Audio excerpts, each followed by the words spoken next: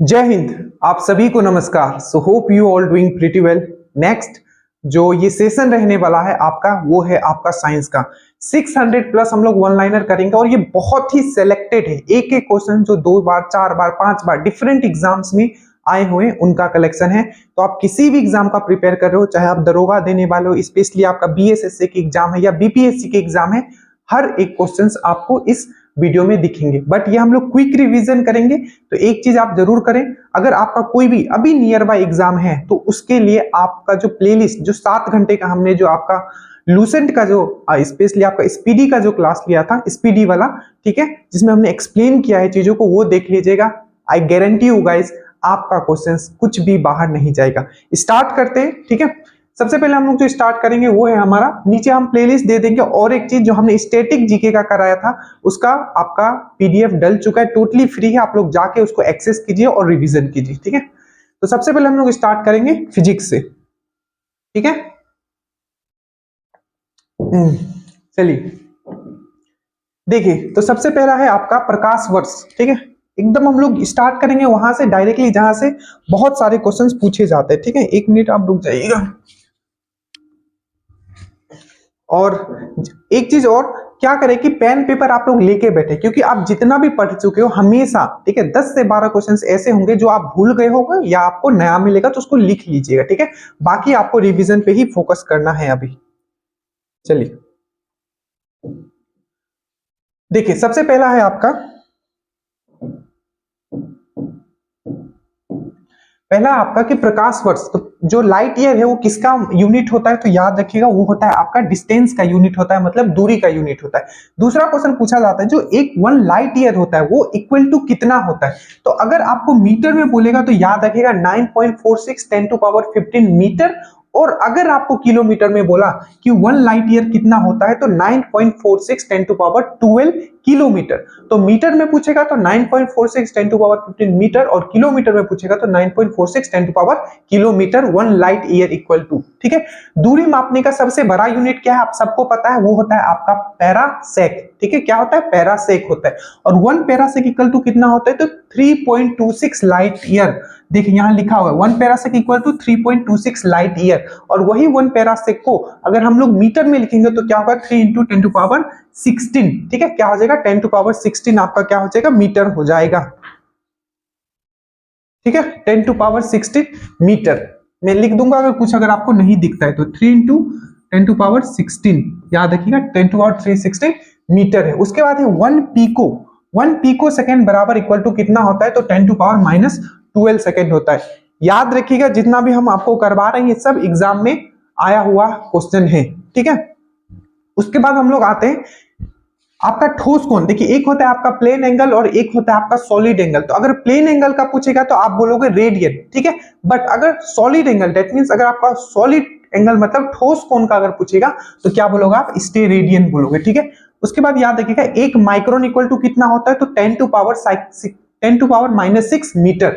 1 micron, ठीक है, metre अगर मैं बोलूं तो कितना होता है, 1 माइक्रोन इक्वल टू कितना होता है, तो याद रखिएगा 10 टू पावर -6 मीटर। बट यहां मिलीमीटर में ऑप्शन में था, तो क्या करोगे, फिर से इसको 1000 से मल्टीप्लाई करोगे, 1000 से, तो आपका क्या आ जाएगा, 0.001 आ जाएगा, ये हो जाएगा मिलीमीटर। तो याद रखिएगा 1 माइक्रोन बराबर कितना होता है, 0.001 मीटर। देखो थोड़ा समझ के चलना, जहां समझने की जरूरत पड़ेगी तो, ठीक है। तो 1 माइक्रोन 10 टू पावर -6 मीटर होता है। अगर मिलीमीटर में करोगे तो इंटू 1000 कर दोगे। क्यों, क्योंकि 1 मीटर में 1000 मिलीमीटर होता है, ठीक है। उसके बाद आते हैं 1 हॉर्स पावर इक्वल टू कितना होता है, अश्वशक्ति। तो याद रखिएगा 746 आपका वाट होता है, ठीक है। उसके बाद याद रखिएगा दाब की विमा होती है। तो दाब का जो विमा मतलब जो डायमेंशनल फॉर्मूला होता है, अब यहाँ थोड़ा समझ लेना, ठीक है। जहां मैं आपको समझा रहा हूं मतलब वहां समझ लेना है। यहाँ डायमेंशनल फॉर्मूला के बारे में बात किया, ठीक है। और डायमेंशनल फॉर्मूला आपको पूछा जाएगा, तो एक में समझा दे रहा हूं, बाकी आप खुद निकालोगे। देखो यहां पूछा है एक अश्वशक्ति हो गया ताप का। उससे पहले देखिए क्वेश्चन नंबर 9 देखिए, पहले उससे पहले देखिए क्वेश्चन नंबर 9 क्या बोला कि ताप का एसआई और सीजीएस यूनिट क्या होता है। यहां ध्यान देना, अगर आपको ऐसा यूनिट बोलेगा तो हमेशा याद रखोगे केल्विन, ठीक है। और अगर सीजीएस यूनिट बोलेगा तब याद रखोगे सेल्सियस। और याद रखना केल्विन स्केल कभी भी नेगेटिव में नहीं होता है। थोड़ा फास्ट करेंगे, ठीक है। और जो मैं बोल दूं आप ये हमेशा याद रखना, जो मैं बोल रहा हूं, जो मेरे एक भी वर्ड्स मेरे मुख से निकल जा रहे हैं वो क्वेश्चंस आए हुए। जैसे मैंने क्या बोला कि केल्विन स्केल जो होता है कभी नेगेटिव में नहीं होता है, तो ये क्वेश्चन पूछा गया, ठीक है। तो याद रखना ताप का ऐसा यूनिट और सीजीएस यूनिट क्या होता है, तो केल्विन होता है और आपका सेल्सियस होता है। दाब, दाब मतलब क्या होता है आपका प्रेशर। देखो इसका डायमेंशनल फॉर्मूला बोला, डायमेंशनल फॉर्मूला मतलब विमा होती है, मतलब डायमेंशनल फॉर्मूला इस तरीके का निकालने बोलेगा और ये सब क्वेश्चंस पूछे जाएंगे। देखो तो प्रेशर इक्वल टू होता है आपका फोर्स बाय एरिया, ठीक है, बल बाय क्षेत्रफल। फोर्स को क्या लिखते हैं, मास इंटू एक्सेलरेशन, मतलब द्रव्यमान इंटू एक्सेलरेशन होता है। और एरिया मतलब क्या होता है आपका, देखो pressure equal to force by area, force को हम लोग क्या लिख सकते हैं, मास इंटू एक्सेलरेशन, ठीक है, मास मतलब द्रव्यमान। और आपका एरिया को हम लोग क्या लिख सकते हैं, लेंथ स्क्वायर, क्षेत्रफल को क्या लिख सकते हैं, लेंथ स्क्वायर। देखो मास को हम लोग क्या लिखते हैं, एम से डिनोट करते हैं, ठीक है। और आपका एक्सेलरेशन को किससे डिनोट करते हैं, LT-2 से करते हैं, ठीक है। और नीचे क्या हो गया आपका एल स्क्वायर हो गया। समझ में आया इतना। अब देखो एल 2 है नीचे और ऊपर 1 है, एक एक तो कट जाएगा और एक एल ऊपर आ जाएगा, तो ये हो जाएगा आपका m L-1 T-2, ठीक है। तो यही है m L-1 T-2। ये समझ के रखना, ये पूछा जाएगा, प्रेशर का हो गया, किसी का भी निकालने दे सकता है, तो आप याद रखिएगा, ठीक है। चलिए समझ में आ गया होगा। देखो बहुत मेहनत लगती है, मैं सही बता रहा हूं, ठीक है। तो सबसे पहले सब्सक्राइब कर दो, ठीक है, अगर चैनल पे हो सब्सक्राइब कर दो।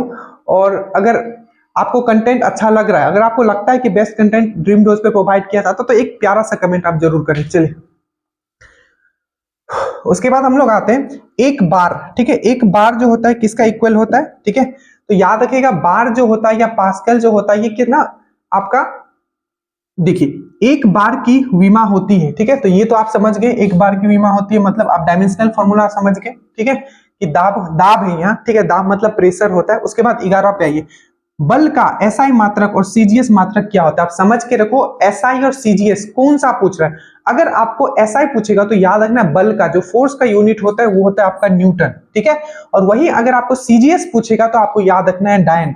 और 1 न्यूटन हमेशा पूछा जाता है कि 1 न्यूटन इक्वल टू कितना डायन होता है, तो 10⁵ डायन होता है, ये चीज भी याद रखिएगा, डायन, ठीक है, डायन होता है, ठीक है।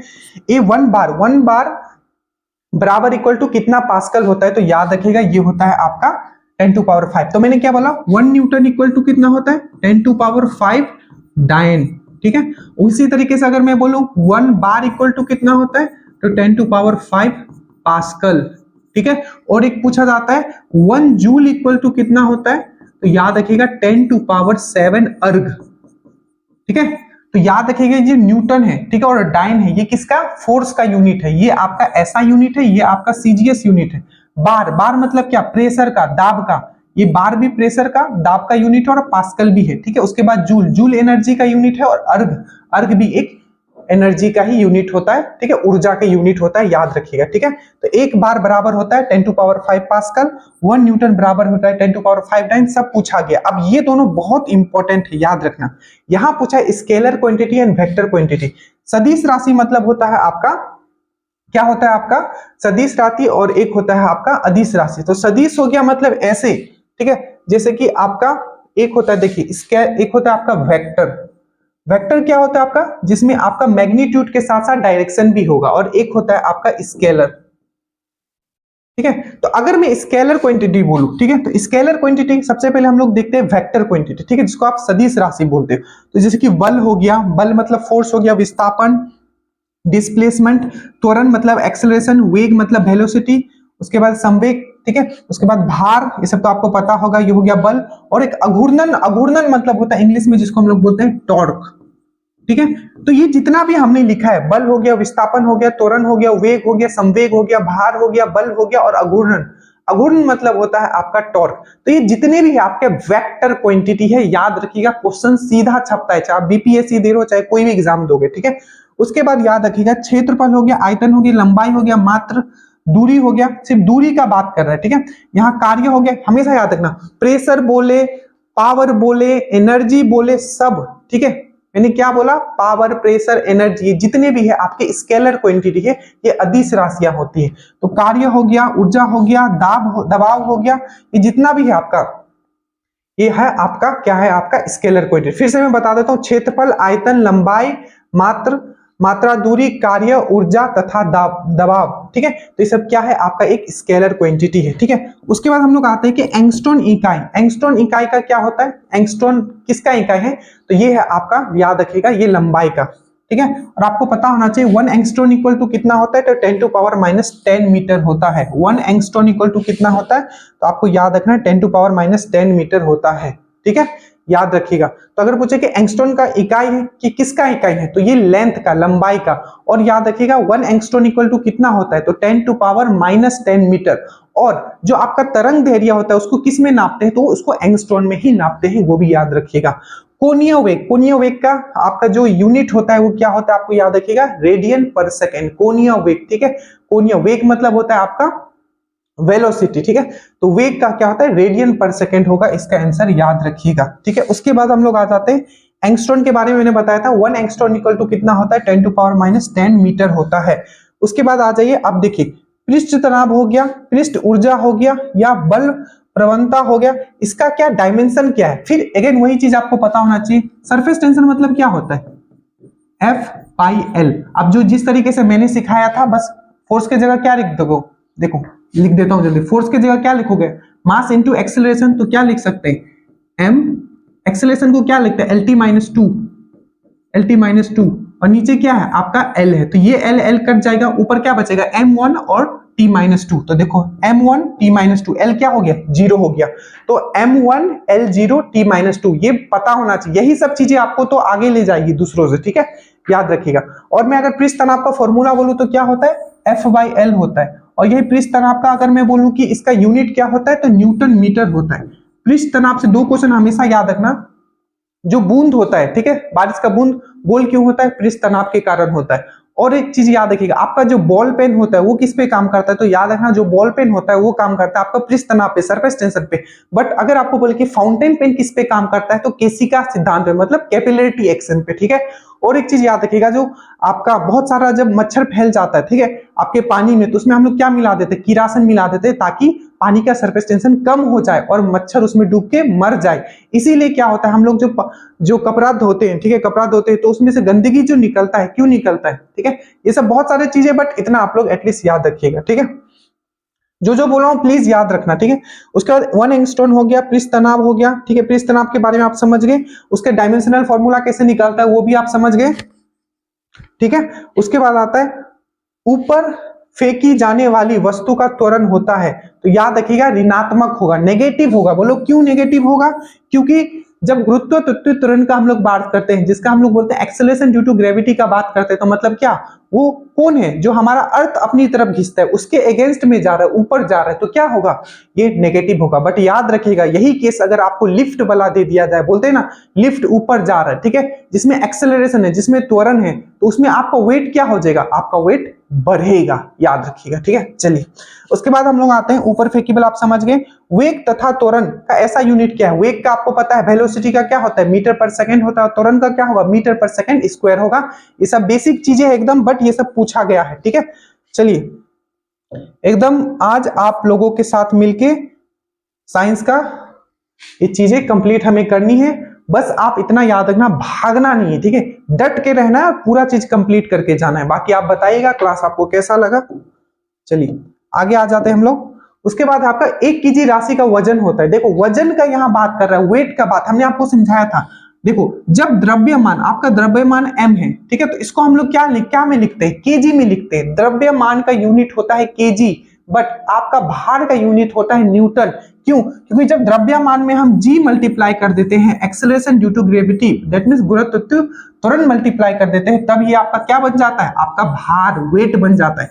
समझ के रखो, नहीं तो आधा से ज्यादा बच्चे को तो यही समझ में नहीं आता है कि जो आपका भार है वो वेट में कैसे कन्वर्ट हो रहा है। ठीक है, आपका जो भार है जब उसमें g मल्टीप्लाई होगा तब आपका वो क्या बन जाएगा, द्रव्यमान में जब g मल्टीप्लाई होगा तो वो आपका भार बन जाएगा। ठीक है, तो यहाँ देखिए 1 kg है, 1 kg है यहाँ, ठीक है, 1 kg, इसमें क्या होगा, g मल्टीप्लाई होगा, g का वैल्यू कितना होता है 9.8, तो टोटल कितना हो जाएगा 9.8 न्यूटन हो जाएगा। ठीक है, तो याद रखिएगा 1 kg राशि का वजन होता है 9.8 न्यूटन। ठीक है, उसके बाद आइए सेकंड में 23, एक वस्तु का भार अधिकतम होता है याद रखिएगा, आई थिंक ये मिस प्रिंट है यहाँ, ठीक है। एक वस्तु का अगर मैक्सिमम भार जो होगा, ठीक है, कहाँ होगा, अगर पूछा जाए कि एक वस्तु का भार, ठीक है, अधिकतम होता है तो ये निर्वात में होगा। निर्वात में क्यों होगा? क्योंकि उसके अगेंस्ट कोई फोर्स नहीं लगेगा, ठीक है। तो ये चीज आप याद रखिएगा कि एक वस्तु का भार आपका सबसे ज्यादा कहाँ होगा, तो ये चीज आप याद रखिएगा, ठीक है। चलिए उसके बाद हम लोग आते हैं किसी पिंड के द्रव्यमान और वेग का गुणनफल क्या होता है, आप सबको पता है वो होता है मोमेंटम, दैट मींस हम उसको बोलते हैं संवेग, ठीक है। उसके बाद याद रखिए जड़त्व के नियम का प्रतिपादन किया था, याद रखिएगा न्यूटन का जो फर्स्ट लॉ है जिसको हम जड़त्व का नियम बोलते हैं, ठीक है, सब वो लॉ किसने दिया था, तो याद रखिएगा वो गैलीलियो ने दिया था, ठीक है। इसलिए न्यूटन का जो फर्स्ट लॉ है, न्यूटन का जो फर्स्ट लॉ है, ठीक है, जो जड़त्व वाला जो बात करते हैं, इसलिए उसको क्या बोला जाता है, न्यूटन का लो तो हम बोलते हैं न्यूटन का फर्स्ट लो, प्लस उसको हम लोग क्या बोलते हैं, गैलीलियो लो। एक चीज और याद रखिएगा, पूछा जाता है कि गति बोलते हैं ना, लॉज ऑफ मोशन, ठीक है, मोशन जो गति का नियम था वो किसने दिया था, तो याद रखिएगा वो आपका न्यूटन जी ने दिया था। बट क्वेश्चन ये पूछा गया था बीपीएससी में कि डेफिनेशन जो डिफाइन किसने किया था स्पीड को, तो याद रखिएगा गैलीलियो ने किया था, ठीक है। तो ये चीज याद रखिएगा, गति का नियम दिया था, याद रखिएगा न्यूटन ने। गति का नियम बोले तो न्यूटन बोलोगे, गति का डेफिनेशन सबसे पहले किसने दिया था, तो गैलीलियो बोलोगे। रॉकेट का पलायन आधारित होता है, रॉकेट जो उड़ता है कौन से सिद्धांत पे बेस्ड होता है, तो लीनियर कंजर्वेशन ऑफ मोमेंटम, पहले तो ये याद रखोगे, मोमेंटम मतलब होता है संवेग, ठीक है, तो लीनियर कंजर्वेशन ऑफ मोमेंटम पे बेस्ड है। और दूसरे तरीके से अगर हम लोग बात करें तो न्यूटन का जो थर्ड लॉ होता है उस पे बेस्ड होता है। तो ऑप्शन में दोनों में से कुछ भी हो सकता है, आपको पता होना चाहिए लीनियर कंजर्वेशन ऑफ मोमेंटम और थर्ड लॉ ऑफ मोशन पे बेस्ड होता है आपका क्या, आपका रॉकेट का जो पलायन होता है। प्रक्षेपपात, प्रक्षेपपात जो होता है वो क्या होता है, तो हमेशा पैराबोलिक फॉर्म में होता है। क्यों? क्योंकि अगर किसी चीज को आप पैराबोलिक में फेंकते हो तो सबसे ज्यादा दूरी पे जाके गिरता है, इसीलिए प्रक्षेपपथ जो पथ होता है, ठीक है, जो पाथ होता है वो क्या होता है, हमेशा परवलयाकार होता है। उसके बाद हम लोग बात करते हैं गुरुत्वाकर्षण त्वरण, जिसको हम लोग जी बोलते हैं। जी का मान कितना होता है, तो याद रखिएगा 9.8 मीटर पर सेकेंड मीटर पर सेकंड स्क्वायर होता है। कितना होता है, 9.8 मीटर पर सेकंड स्क्वायर होता है, ठीक है। उसके बाद आइए 30 नंबर पे, जी का अधिकतम तथा न्यूनतम कहाँ होगा, तो जी आपको पता है सबसे ज्यादा कहाँ होगा, तो ये होगा आपका ध्रुव पे, पोल पे होगा, और सबसे कम कहाँ होगा, तो भूमध्य रेखा पे होगा, ठीक है। मैंने आप इसको फॉर्मूला भी आपको समझाया था, G equal to G M by R square, ठीक है। तो ये है आपका गुरुत्वाकर्षण त्वरण, जिसको एक्सेलरेशन ड्यू टू ग्रेविटी बोलते हैं। ये है आपका रेडियस ऑफ द अर्थ, ये है आपका यूनिवर्सल कांस्टेंट जी, और ये है मास ऑफ द अर्थ, याद रखिएगा, ठीक है। तो जी का मान अधिकतम तथा न्यूनतम कहाँ होगा, तो अधिकतम होगा पोल पे और न्यूनतम होगा भूमध्य रेखा पे, ठीक है। जी का मान शून्य होता है, तो जी का मान जो शून्य होता है, याद रखिएगा पृथ्वी के केंद्र पे शून्य होता है, याद रखिएगा। अगर हम पृथ्वी के ऊपर जाएंगे, ठीक है, तभी भी जी का मान घटेगा, और पृथ्वी के नीचे जाएंगे तभी भी जी का मान घटेगा, और पृथ्वी का मान, इसका जी का मान जीरो कब होगा, पृथ्वी के केंद्र में होगा, ठीक है। प्लीज समझ लेना, ठीक है, कहां ज्यादा है, कहां सबसे कम है, कहां जीरो है, कहां जाएंगे तो घटेगा, कहां जाएंगे तो बढ़ेगा, ठीक है। और जी का मतलब क्या होता है ये भी हमने आपको समझाया था। उसके बाद करते हैं भू स्तरीय, जो आपका जियो स्टेशनरी सैटेलाइट है, ठीक है। 2-3 क्वेश्चन यहां से बनेंगे। सबसे पहले पूछा जाएगा जो आपका भू स्थिर उपग्रह है, जिसको हम लोग बोलते हैं जियो स्टेशनरी जो सैटेलाइट है, ठीक है, वो कितने ऊपर रहती हैं हमसे, तो याद रखिएगा ये रहते हैं आपके 36, ठीक है, इकाई दहाई सैकड़ा हजार 10,000, 36,000 किलोमीटर। ये बहुत बार क्वेश्चन पूछा गया, ठीक है, इकाई दहाई सैकड़ा हजार 10,000, याद रखना ये 10,000 है, ठीक है, हमेशा 36 के 36,000 किलोमीटर, ठीक है, ऊपर रहता है हमसे, ठीक है, अर्थ सरफेस से ऊपर रहता है। और इसको टाइम कितना लगता है चक्कर लगाने में, तो याद रखिएगा 24 घंटा लगता है। एक क्वेश्चन और पूछा गया था, इसका डायरेक्शन क्या है आपका जियो स्टेशनरी सैटेलाइट का चक्कर लगाने का, तो जिस डायरेक्शन में अर्थ घूमता है उसी के हिसाब से, मतलब ये वेस्ट पश्चिम से पूरब की तरफ घूमता है। ये 3 क्वेश्चन पूछा गया था, याद रखिएगा। उसके बाद आते हैं पृथ्वी की अपेक्षा चंद्रमा का द्रव्यमान लगभग, याद रखिएगा द्रव्यमान भी जो आपका जो चंद्रमा का है कम है, ठीक है, प्लस वहां जो जी का वैल्यू है, छोटा वाला जी का, ठीक है, गुरुत्वाकर्षण त्वरण का, वो भी कितना होता है 1/6 होता है। अगर अर्थ पे कितना है, अगर 6 है तो वहां कितना होगा 1 होगा, मतलब अर्थ पे जितना वैल्यू है स्मॉल जी का, उसका 1/6 भाग होता है आपका कहां, मून पे होता है। और अगर वही द्रव्यमान की हम लोग बात करें, ठीक है, तो कितना होता है 1/81 पार्ट ऑफ अर्थ का होगा, ठीक है। और याद रखिएगा सन से लाइट आता है अर्थ पे, ठीक है, उसमें कितना टाइम लगता है, तो 500 सेकेंड लगता है सन का जो रेस है धरती पे आने के लिए। बट 500 सेकेंड लगता है किसमें, याद रखना सब पूछा गया है, ठीक है, सन को। सन का रेज आने में, वही अगर मैं बोलूं कि चंद्रमा का रेज आने में कितना टाइम लगता है तो 1.3 सेकेंड लगता है, याद रखिएगा। ठीक है, तो ये दोनों याद रखोगे आप लोग, एक याद रखोगे 500 सेकेंड और एक याद रखोगे 1.3 सेकेंड। ठीक है, उसके बाद आइए गुरुत्वाकर्षण के सर्वाधिक नियम का प्रतिपादन किसने किया था? आप सबको पता है, ये किया था आपका न्यूटन ने। और याद रखना ये वाला फॉर्मूला आपको पक्का पूछा जाएगा, वो कौन सा फॉर्मूला है? ये है आपका, ये इसका formula F equal to G capital G होता है, जिसको हम लोग बोलते हैं यूनिवर्सल ग्रेविटेशनल कांस्टेंट। इसका यूनिट क्या होता है जल्दी से कमेंट करोगे, बहुत बार ये पूछा गया। ठीक है, तो गुरुत्वाकर्षण के सर्वाधिक नियम का प्रतिपादन किया था, याद रखिएगा, ये किसने किया था? न्यूटन ने किया था। ठीक है, याद रखिएगा। चलो मैं इसका फॉर्मूला लिख देता हूं क्योंकि बहुत बार पूछा गया है, थोड़ा टाइम तो लगेगा लेकिन सॉलिड करके जाना है। ठीक है, F इक्वल टू होता है, याद रखिएगा, G m1 m2 divided by r square. याद रखिएगा, दुनिया में यूनिवर्सल ग्रेविटेशनल लॉ क्या बोलता है कि हर दो बॉडी एक दूसरे को अट्रैक्ट करते हैं, जितना भी यूनिवर्स में कोई भी बॉडी है एक दूसरे को अट्रैक्ट करते हैं। तो किस फोर्स से दिया जाता है? तो F equal to G m1 into m2 divided by r square. r क्या है? इन दोनों बॉडी के बीच में जो डिस्टेंस है उसका। तो G का आप यूनिट मुझे निकाल के बताना कि G का वैल्यू क्या है। ठीक है, इतना तो करोगे। ठीक है, भूस्तरीय उपग्रह हो गया कि परिक्रमण काल कितना होता है? तो 24 घंटे होता है। कितना ऊपर है? तो 36,000 किलोमीटर ऊपर है। पृथ्वी की अपेक्षा जो चंद्रमा का द्रव्यमान कितना है? तो 1/81 है। उसके बाद याद रखिएगा, जो गुरुत्वाकर्षण के सर्वाधिक नियम का प्रतिपादन किसने किया था? तो न्यूटन ने किया था, याद रखिएगा। उसके बाद है आपका, पृथ्वी तल से ऊपर या नीचे जाने पर क्या होता है? जी का वैल्यू क्या होता है? वो घटता है, आप याद रखोगे। पृथ्वी तथा सौर मंडल के लिए पलायन वेग, ये भी मैंने आपको अच्छे से समझाया था। पलायन वेग मतलब क्या होता है? Escape velocity. तो अर्थ का जो एस्केप वेलोसिटी कितना है? याद रखिएगा, 11.2 किलोमीटर पर सेकेंड। अर्थ का एस्केप वेलोसिटी क्या है? मतलब अर्थ से बाहर आपको अगर मुझे स्पेस में भेजना होगा तो एस्केप वेलोसिटी कितना होगा? 11.2 किलोमीटर पर सेकंड। वही अगर मैं मून का बात करता हूं तो ये होगा 2.37 किलोमीटर पर सेकंड। ये सब लिख लेना। वही सौर मंडल का अगर मैं बात करूं तो मैन आपको याद रखना ये वाला और ये वाला।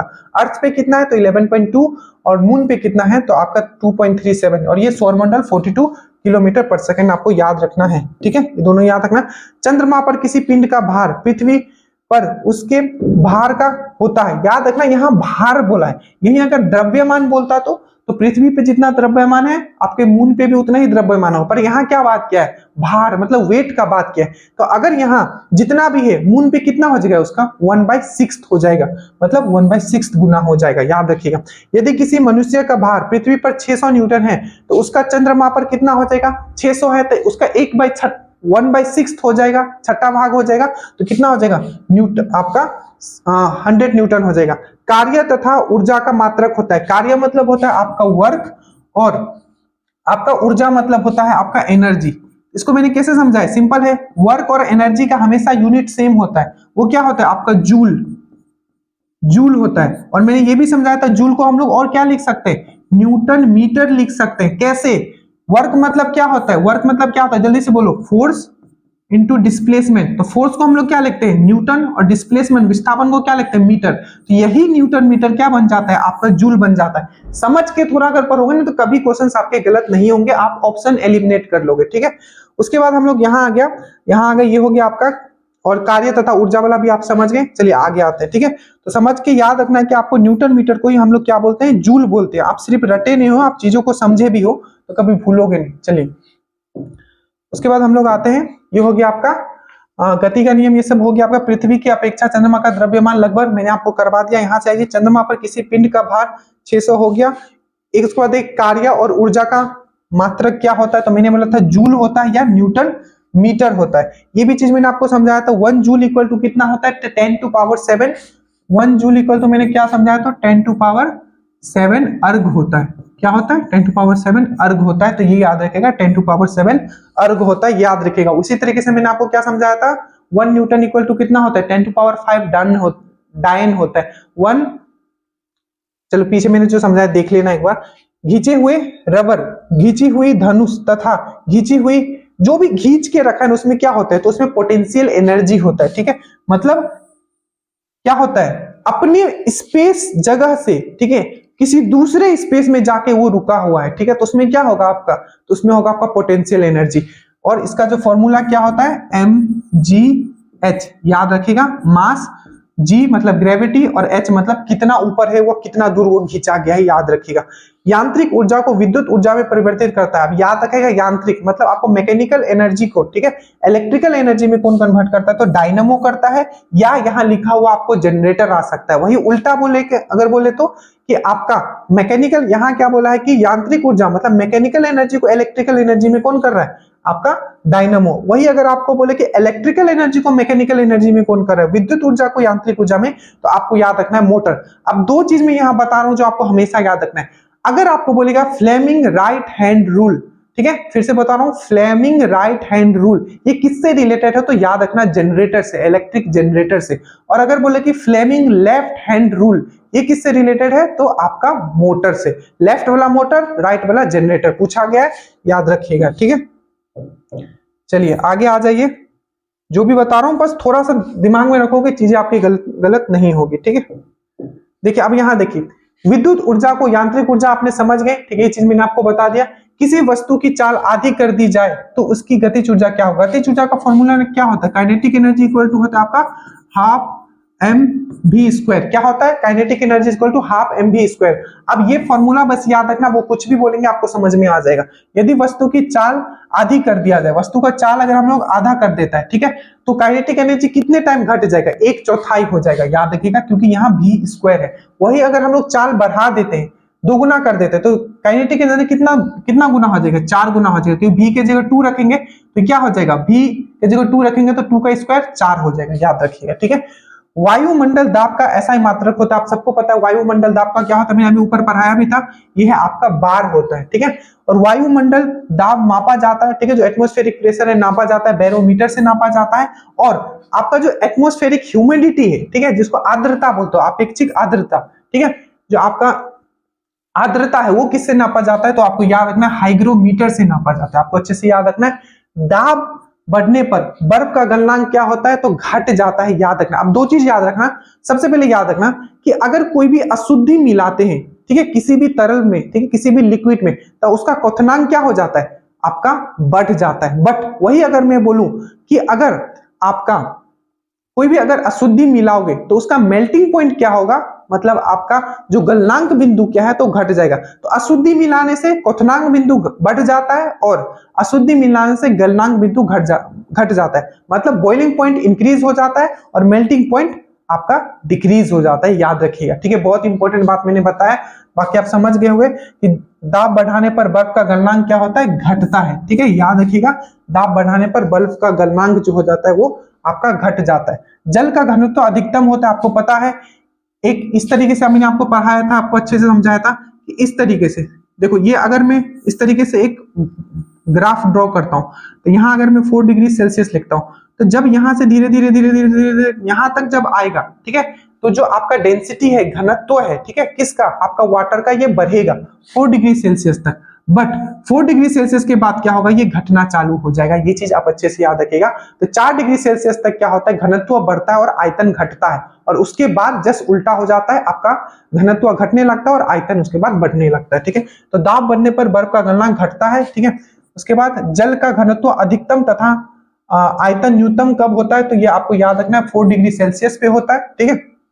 बैरोमीटर, ठीक है। अब देखो 3 चीज आपको याद रखना है। मान लीजिए कि बैरोमीटर जो होता है, जो एटमॉस्फेरिक प्रेशर, ठीक है, जो नापता है, वायुमंडलीय दाब जो नापता है, अगर सडनली वो गिर गया तो मतलब क्या है, आंधी आने वाला है, ठीक है। तो पहला पॉइंट याद रखोगे कि अगर बैरोमीटर का पाठ्यांक सडनली गिर गया, एकाएक बहुत गिर गया, तो क्या होगा, आपका आंधी तूफान आने वाला है, ठीक है। और अगर धीरे धीरे धीरे धीरे गिर रहा है, ठीक है, उसका तो क्या होगा, आपका बारिश होने वाला है, ठीक है। और धीरे धीरे उठ रहा है, ठीक है, तो क्या होगा, आपका दिन साफ होने वाला है। तो तीनों याद रखिएगा, ये बहुत इंपॉर्टेंट है। अगर बोले सडनली गिर गया, ठीक है, आपका क्या बैरोमीटर का रीडिंग सडनली गिर गया, तो आपका क्या हो जाएगा, आंधी आ जाएगा। और बोलेगा कि धीरे धीरे गिर रहा है, मतलब क्या, बारिश होने वाला है। और धीरे धीरे उठ रहा है, मतलब क्या, साफ मौसम होने वाला है, ठीक है। उसके बाद याद रखिएगा सेल्सियस एंड फ़ारेनहाइट स्केल दोनों समान कब होता है, तो याद रखिएगा ये होता है आपका -40 डिग्री सेल्सियस में। अब एक चीज याद रखना, दोनों का कन्वर्जन जरूर याद रखिएगा, ठीक है। देखो F-32/9 इक्वल टू क्या होता है, आपका C/5। ये याद रखना बहुत इंपॉर्टेंट है, ठीक है। F-32/9 C/5 याद रखना। फ़ारेनहाइट से हम लोग सेल्सियस डिग्री में किस तरीके से कन्वर्ट करते हैं। और केल्विन तो आपको पता है क्या होता है, अगर हम लोग सेल्सियस केल्विन से अगर हमें सेल्सियस में जाना है तो हमें क्या -273 करना पड़ता है, सिंपल सी बात है, ठीक है। और मान लीजिए कि आपका केल्विन है, ठीक है, केल्विन का दिया हुआ है, अगर मुझे उसमें सेल्सियस में जाना है तो क्या करना पड़ेगा, केल्विन छोटा माना जाता है तो उसमें -273 करोगे, ठीक है, याद रखिएगा। मान लीजिए केल्विन दिया हुआ है, ठीक है, और इसको आपको सेल्सियस में ले जाना है, तो केल्विन का जितना भी है उसमें आप बस 273 इसमें आप ऐड कर देना तो वो क्या हो जाएगा, सेल्सियस में कन्वर्ट हो जाएगा, ठीक है। चलिए उसके बाद हम लोग आते हैं सेल्सियस एंड फ़ारेनहाइट स्केल। मैंने आपको समझा दिया -43 के। वर्षा की छोटी छोटी बूंद क्यों होते हैं, मैंने आपको बताया था। पृष्ठ तनाव, इसको मैंने अच्छे से आपको समझा दिया, ठीक है। द्रव बूंद का संकोचित होकर न्यूनतम क्षेत्र घेरने की प्रवृत्ति को हम लोग क्या बोलते हैं, पृष्ठ तनाव बोलते हैं। ये सब चीज मैंने आपको समझाया, याद रखना। एक एक क्वेश्चन पूछा गया है। सबसे पहले वर्षा की छोटी छोटी बूंदें गोला होती है, गोल क्यों होती है, तो पृष्ठ तनाव। द्रव्य बूंद को संकुचित, ठीक है, मिनिमम एरिया कवर करता है। मिनिमम एरिया अगर आपको कवर करना है तो कैसा बनाओगे, कोई भी चीज आप क्या होगा, गोल होगा, गोल करना पड़ेगा, तब वो सबसे कम एरिया संकुचित होकर न्यूनतम क्षेत्र घेरने की प्रवृत्ति को क्या बोलते हैं हम लोग, पृष्ठ तनाव बोलते हैं, ठीक है। सेकेंड लोलक का आवर्तकाल, जो आवर्तकाल होता है मतलब टाइम पीरियड जो होता है लोलक का कितना होता है, तो 2 सेकंड होता है। फॉर्मूला याद रखिएगा, ये बहुत इंपॉर्टेंट है, ठीक है, याद रखिएगा। टाइम पीरियड इक्वल टू होता है 2 पाई रूट एल बाई जी, याद रखना। टाइम पीरियड इक्वल टू कितना होता है, ठीक है, आवर्तकाल इक्वल टू होता है T equal to 2 pi root में क्या लिखोगे, एल बाई जी, ठीक है, पूरा है एल बाई जी। अब 2-3 क्वेश्चन आपको पूछा जाएगा, याद रखिएगा। गर्मी के महीने में क्या होता है, आवर्तकाल बढ़ जाता है, ठीक है, टाइम पीरियड बढ़ जाता है। क्यों, क्योंकि लेंथ आपका इंक्रीज हो जाएगा गर्मी में। और ठंडे में क्या होगा कि आपका लेंथ जो है, ठीक है, ये कम हो जाएगा, ठीक है, लेंथ घट जाता है, सिकुड़ जाता है कोई चीज, तो आवर्तकाल ठंडे में कम हो जाता है। तो गर्मी में बढ़ जाता है, ठीक है, और ठंडा में घट जाता है। और टी इक्वल टू होता है 2 pi by root L g, याद रखना, बहुत इंपॉर्टेंट है ये, ठीक है। उसके बाद सेकेंड लोलक का कितना होता है, तो याद रखिएगा आवर्तकाल होता है इसका 2 सेकेंड होता है, ठीक है। उसके बाद याद रखिएगा आवृत्ति और आवर्तकाल के गुणनफल को हम लोग बोलते हैं, ठीक है। क्या बोला है, आवृत्ति और आवर्तकाल के गुणनफल का मान होता है तो 1 होता है, ठीक है, याद रखना, ये भी बहुत इंपॉर्टेंट है, ठीक है। आवृत्ति मतलब फ्रीक्वेंसी और टाइम पीरियड मतलब होता है आपका आवर्तकाल। देखो ये सब चीज बेसिक चीज, एकदम बेसिक चीज है, ठीक है, आप लोग को एकदम समझ में आता होगा, ठीक है। देखो टाइम पीरियड इक्वल टू क्या होता है, 1 बाय फ्रीक्वेंसी, ठीक है। तो फ्रीक्वेंसी इसको इधर ले जाओ तो क्या हो जाएगा, टी इंटू एफ क्या हो जाएगा, इक्वल टू 1 हो जाएगा। इस तरीके से पढ़ना है आपको, ठीक है, याद रखिएगा, ताकि जो एग्जामिनर कुछ भी दे दे आपको प्रॉब्लम हो ही ना, ठीक है। चलिए उसके बाद आ जाए यहाँ, आवृत्ति और आवर्तकाल का गुणनफल 1 होता है। ध्वनि, ठीक है, ध्वनि की चाल अधिकतम तथा न्यूनतम होती है। आपको सबको पता है कि ध्वनि का जो जो मैक्सिमम चाल होता है वो कहाँ होता है, सॉलिड में होता है, ठीक है, और सबसे कम कहाँ होगा, आपका गैस में होगा, याद रखिएगा, ठीक है। ध्वनि का मात्रक क्या है, ध्वनि का मात्रक होता है, याद रखिएगा, ध्वनि का जो नापा जाता है, एक्चुअली इसका जो तीव्रता नापा जाता है, इंटेंसिटी इस तरीके से बोलेगा तो डेसिबल में नापा जाता है। ये चीज आपको याद रखना है। ध्वनि चाल होती है, ठीक है, ध्वनि का जो चाल होता है ये दोनों याद रखोगे, ठीक है। ये एयर का दिया हुआ है कि एयर में इसका हवा में कितना चाल होता है, तो 332 मीटर पर सेकंड। और अगर आपको बोले मील में, अगर याद रखना, ये तो सबको पता होगा 332, ये भी पूछा गया। अगर मील में पूछेगा तो 760 से मील पर घंटा कितना है, 760 मील पर आवर, याद रखना। और बाकी तो 332 मीटर पर सेकेंड, ये तो सबको पता होता है, 332 मीटर पर सेकेंड होता है। ये चाल है किसका, आपका किसका, आपका साउंड का। वही अगर मैं बोलूं कि लाइट का सबसे ज्यादा जो ये होता है स्पीड होता है वो किस में होता है, जैसे कि इसका तो ठोस में होता है, उसका किस में होता है, लाइट का, तो याद रखिएगा निर्वात में होता है, किसमें, वैक्यूम में होता है। कितना, 3 × 10⁸ मीटर पर सेकेंड। सबसे पहले उसका स्पीड किसने नापा था, तो रोमर ने नापा था लाइट का स्पीड, ठीक है, याद रखिएगा। उसके बाद आता है किसी पदार्थ के एकांक द्रव्यमान ताप 1 डिग्री सेल्सियस बढ़ाने के लिए जो आवश्यक उष्मा मात्रा होती है। देखो इसको सिंपल सी बात है, मैंने आपको समझाया था, मैंने क्या समझाया था कि विशिष्ट उष्मा, स्पेसिफिक हीट के बारे में मतलब जिसको हम लोग बोलते हैं हिंदी में विशिष्ट उष्मा। इसमें मैंने आपको क्या समझाया था, विशिष्ट उष्मा क्या है, किसी भी पदार्थ का अगर हम लोग 1 ग्राम लेते हैं और उस 1 ग्राम का 1 डिग्री सेल्सियस बढ़ाने के लिए जो हमें हीट चाहिए होता है उसको हम लोग क्या बोलते हैं, स्पेसिफिक हीट बोलते हैं। कुछ भी बाहर नहीं जाएगा, ठीक है, बस एक बार आपको वीडियो सब कंप्लीट करना है। तो विशिष्ट उष्मा वही होता है। और प्लस मैंने ये भी समझाया था विशिष्ट उष्मा का यूनिट हमेशा पूछा जाता है, वो मैंने आपको क्या समझाया था, जूल पर केजी केल्विन, या मैंने आपको क्या समझाया था, जूल केजी पर डिग्री सेल्सियस। याद रखना हमेशा केल्विन पे कभी भी डिग्री मत लगाना, केल्विन में कभी भी डिग्री नहीं आता है और ना ही वो कभी नेगेटिव में जाता है। तो जूल पर केजी केल्विन या जूल पर केजी डिग्री सेल्सियस याद रखिएगा। विशिष्ट ऊष्मा क्या होता है मैंने वो भी आपको समझा दिया। देखो पढ़ना ऐसे है कि मजा भी आए पढ़ के, ठीक है, और ऐसा ना हो कि हम लोग रट रहे हैं चीजों को, ठीक है, और जल्दी हमें कंप्लीट भी करना है। चलिए आगे आ जाइए, ठीक है। उसके बाद हम लोग यहां आ जाते हैं। देखिए हमने विशिष्ट ऊष्मा कंप्लीट किया। मानव शरीर का सामान्य ताप होता है, याद रखिएगा जो ताप होता है बॉडी का ताप कौन रेगुलेट करता है, जल्दी से कमेंट करो, मैंने बायोलॉजी में पढ़ा है। कौन सा भाग है जिसको हम लोग अपना बॉडी का थर्मोस्टेट बोलते हैं, ठीक है, बॉडी का टेम्परेचर कंट्रोल करता है। और याद रखिएगा हम लोग क्या है, वार्म ब्लडेड एनिमल है, याद रखिएगा वार्म ब्लडेड एनिमल जो अपना टेम्परेचर हमेशा समान रखता है, ठीक है, याद रखिएगा। तो ये देखिए 37 डिग्री सेल्सियस 98.6 और 300। तो अगर बोले कि बॉडी का टेम्परेचर केल्विन में कितना है तो 310, फ़ारेनहाइट में कितना है तो 98.6, और अगर आपको सेल्सियस में बोले तो 37 डिग्री सेल्सियस याद रखिएगा। दो समांतर दर्पण के बीच में वस्तु के प्रतिबिंब बनता है, अनंत बनता है। मैंने इसका आपको फॉर्मूला से भी बताया था, अभी कंफ्यूज नहीं करूंगा वो लिख के। 360/n अगर आपको याद आ रहा है तो ये अनंत बनता है, ये दोनों याद रखिएगा। कैंडिला किसका यूनिट है, किसका यूनिट है तो ल्यूमिनस इंटेंसिटी का, ज्योति तीव्रता का ये यूनिट होता है, याद रखिएगा। प्रकाश का रंग निश्चित किया जाता है, ठीक है। तो जो भी आपका प्रकाश है, ठीक है, कोई लाल है कोई हरा है, ये किस पे डिपेंड करता है तो उसके तरंग दैर्ध्य पे। और तरंग दैर्ध्य कैसे नापा जाता है, किस यूनिट में तो एंगस्ट्रॉन में नापा जाता है, याद रखिएगा। 1 एंगस्ट्रॉन कितना होता है तो 10⁻⁻10 मीटर होता है, याद रखिएगा, ठीक है। चलिए तरंग दैर्ध्य सबसे अधिक तथा सबसे न्यूनतम माना जाता है, ठीक है, याद रखिएगा। आप जल्दी जल्दी बताइए। देखिए सबसे ज्यादा तरंग दैर्ध्य का अगर हमें बात करूं, सबसे ज्यादा किस में होगा, आपका लाल रंग में होगा, ठीक है। सबसे कम स्कैटरिंग किसका होगा, सबसे कम फैलाव किसका होगा तो याद रखिएगा वो लाल का होगा, ठीक है। सबसे कम जो आपका एनर्जी होगा वो किसका होगा, आपका लाल का होगा। तो बैंगनी पे आते हैं, सबसे ज्यादा इसका क्या होगा, स्पीड होगा। अगर बोलेगा सबसे ज्यादा स्पीड किसका होगा तो वो लाल का होगा, ठीक है। बट अगर बोले कि सबसे ज्यादा एनर्जी किसका ज्यादा होगा तो वो बैंगनी का होगा। सबसे ज्यादा तरंग दैर्ध्य किसका ज्यादा होगा तो वो लाल का होगा। सबसे ज्यादा आपका, चलिए इसमें आप कंफ्यूज कर जाओगे, इस तरीके से मैं बोलूंगा, एक बार ध्यान से समझ लेना, ठीक है। देखो इसको मैंने समझाया था अच्छे से, अगर आपको याद हो, ठीक है, याद है ना। सबसे ज्यादा अगर तरंग दैर्ध्य बोले तो किसका होगा, आपका लाल का होगा, ठीक है, याद रखिएगा। सबसे ज्यादा फैलाव किसका होगा, स्कैटरिंग किसका ज्यादा होगा तो वो आपका बैंगनी का होगा।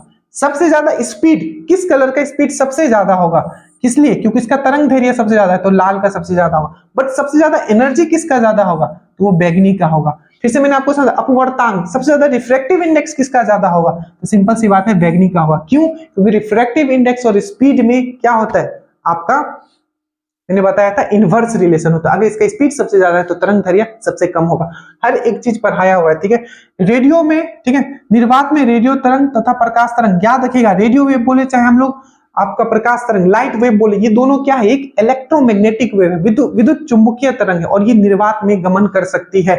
और इसका जो हमेशा जितना भी इलेक्ट्रोमैग्नेटिक वेव है, चाहे वो कुछ भी पूछ ले, चाहे वो रेडियो वेव पूछे, चाहे वो लाइट वेव पूछे, चाहे आपका इंफ्रारेड पूछे, चाहे अल्ट्रावायलेट रेड पूछे, ठीक है, ये जितना भी है आपका, ठीक है, जो आपका वो उसका जो इलेक्ट्रोमैग्नेटिक वेव जितना भी है, सबका जो स्पीड होगा वो कितना होगा, जितना लाइट का स्पीड होता है, 3 × 10⁸ मीटर पर सेकेंड, याद रखिएगा, ठीक है। चलिए उसके बाद आते हैं प्रकाश की चाल को सबसे पहले नापा था, मैंने बता दिया, रोमन ने नापा था, ठीक है। उसके बाद लेंस की क्षमता तथा प्रतिरोध का मात्रक होता है। तो लेंस का आपको पता होना चाहिए, लेंस का जो, देखो पावर ऑफ लेंस, ये फॉर्मूला याद रखना, 1/f लिखते ना, पावर ऑफ लेंस निकालने दिया होता है, फोकल लेंथ आपको दे दिया जाएगा, फोकल दूरी, ठीक है। अब पूछेगा कि पावर का मतलब पावर निकालो इसका, तो याद रखना पावर इक्वल टू होता है 1/f, और f जो यहाँ होता है हमेशा मीटर में होता है। और याद रखिएगा इसका यूनिट क्या होता है तो डायोप्टर होता है। वहीं अगर प्रतिरोध का हम लोग बोले तो यहाँ ओम होता है, याद रखिएगा क्या होता है आपका ओम होता है, ज्यादा नहीं जाएंगे, जितना है उतना ही। आंखों के रेटिना पर बना प्रतिबिंब, याद रखिएगा सबसे पहले आंख अगर आपका खराब हो गया तो किस डॉक्टर से मिलोगे, ऑप्थोमोलॉजिस्ट से मिलोगे। दूसरा, आंख का में कौन सा लेंस होता है तो आपको याद रखना है कॉन्वेक्स लेंस होता है, मतलब उत्तल लेंस होता है। तीसरा, आंख का जो आगे वाला, जो सबसे आगे वाला जो पर्दा होता है, जो ट्रांसपेरेंट पारदर्शी जो पर्दा होता है, जिसको इंग्लिश में ट्रांसपेरेंट बोलते हैं, वो क्या है, वो कॉर्निया है। और एक क्वेश्चन पूछा जाता है कि आंख का कौन सा पार्ट हम लोग डोनेट करते हैं तो वो हम लोग कॉर्निया ही करते हैं। और हमारा आंख पे इमेज कहाँ जाके बनता है तो रेटिना पे जाके इमेज बनता है, याद रखिएगा, ये बहुत इंपॉर्टेंट क्वेश्चन है। और एक चीज, हमारा आंख का कौन सा भाग है जो फिल्म का, जो कैमरा का फिल्म का जैसे काम करता है, तो क्या बोलोगे? रेटिना बोलोगे। ठीक है, बहुत सारे क्वेश्चन हमने करवाए हैं आपको। चलिए, निकट दृष्टि दोष ये सब मैंने आपको करवा दिया। निकट दृष्टि दोष में क्या होता है आपको, जिसको हम लोग बोलते हैं मायोपिया, इसमें कौन सा लेंस यूज करते हैं? अवतल लेंस। उसके बाद क्या होता है आपका हाइपरमेट्रोपिया, जिसमें हम लोग कौन सा यूज करते हैं? उत्तल लेंस, कॉनकेव लेंस और कॉन्वेक्स लेंस। और मैंने आपको क्या बताया था, जब आपको मायोपिया भी हो जाए, आपको हाइपरमेट्रोपिया भी हो जाए, मतलब नियर साइटनेस भी हो और फार साइटनेस भी है, तब उस बीमारी को क्या बोला जाता है? प्रेसोबायोपिया। और उसमें कौन सा लेंस यूज करोगे? बाइफोकल लेंस यूज करोगे। इसके साथ मैंने एक और समझाया था, जब आप बुजुर्ग हो जाते हो तो एक बीमारी हो जाता है जिसको हम लोग बोलते हैं एस्टिग्मेटिज्म। ठीक है, तो एस्टिग्मेटिज्म जो है, ठीक है, उसमें कौन सा लेंस यूज करते हैं? तो सिलेंड्रिकल लेंस। और याद रखिएगा, अगर आपको कलर ब्लाइंडनेस है तो आप कभी भी, ठीक है, उस बीमारी को ठीक नहीं कर सकते। वो क्या होता है? जेनेटिकली डिजीज होता है। एक क्वेश्चन और पूछा गया था कि जो आपका कलर ब्लाइंडनेस है उसका डिस्कवर्ड किसने किया था? तो जॉन डेल्टन ने किया था, याद रखिएगा। ठीक है, चलिए, क्या होता है सामान्य आंख के लिए, ठीक है, मतलब सामान्य आंख के लिए जो न्यूनतम, ठीक है, दूरी जो होता है, न्यूनतम दूरी कितना होता है जिसको आप अच्छे से देख पाओगे? तो 25 सेंटीमीटर। और जो दूर का बोले कि कितना हमारा विजन कैपेसिटी होता है, तो वो इन्फिनिटी होता है, याद रखिएगा, 25 सेंटीमीटर। और सामने का 25 सेंटीमीटर और दूर का इन्फिनिटी। ठीक है, उसके बाद आते हैं प्राथमिक रंग कहा जाता है, प्राइमरी कलर बोला जाता है आरजीबी, रेड ग्रीन ब्लू, याद रखिएगा। ठीक है, उसके बाद है आपका इलेक्ट्रॉन वोल्ट, ईवी जिसको लिखते हैं, ईवी इलेक्ट्रॉन वोल्ट, ये किसका? तो ऊर्जा का यूनिट है, एनर्जी का यूनिट है। ठीक है, इलेक्ट्रॉन वोल्ट क्या है? एनर्जी का यूनिट है। एनर्जी को और किसमें बनाया था? Newton metre, joule. ठीक है, ये सब जो है कैलोरी, ठीक है, ये सब जो है हम लोग एनर्जी के लिए यूज करते हैं। बट ऐसा यूनिट क्या है एनर्जी का? जूल है। ठीक है, ट्रांसफार्मर का क्रोड बना होता है, तो याद रखिएगा नर्म लोहा से, ठीक है, सॉफ्ट आयरन से। एक क्वेश्चन हमेशा पूछा जाता है कि सबसे शुद्ध रूप का, ठीक है, जो आपका लोहा होता है उसको क्या बोलते हैं? पिटवा लोहा, पिटवा लोहा बोलते हैं, जिसको इंग्लिश में बोलते हैं wrought iron, DWROUGHT।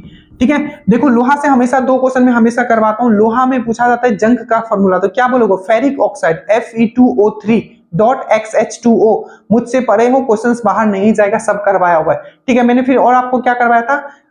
Haematite, magnetite, siderite, ये तीनों का मैंने आपको बताया था, ये हमेशा याद रखना है। ये क्या है? इसका आयस्क है। ठीक है, चलो बाकी बहुत चीज है, बट एटलीस्ट इतना तो आप करते हुए चलोगे, थोड़े थोड़े से ही समुद्र बनता है। देखिए, उसके बाद अपवर्तांक। अपवर्तांक मतलब क्या होता है? Refractive index. सबसे अधिक किसका होगा? रिफ्रैक्टिव इंडेक्स, अपवर्तांक का रिलेशन क्या होता है? जिसका स्पीड सबसे ज्यादा होगा उसका अपवर्तांक क्या होगा? सबसे कम होगा। अपवर्तांक सबसे ज्यादा किसका था? आपका बैगनी कलर का, वायलेट का था। ठीक है, तो उसका स्पीड सबसे कम होगा। तो यहां पूछा है आपको कि अपवर्तांक सबसे अधिक तथा सबसे कम किसमें होगा? तो सिंपल सी बात है, बैगनी में सबसे ज्यादा होगा और लाल में सबसे कम होगा। क्यों? क्योंकि लाल का स्पीड सबसे ज्यादा होता है। ठीक है, याद रखिएगा। और याद रखिएगा, लाल जो रंग है सबसे कम फैलाव होता है, मतलब इसमें जो फैलाव, मतलब स्केटरिंग जो होता है कम होता है, इसलिए डेंजर सिग्नल के हम लोग हमेशा लाल रंग यूज करते हैं। ठीक है, याद रखिएगा।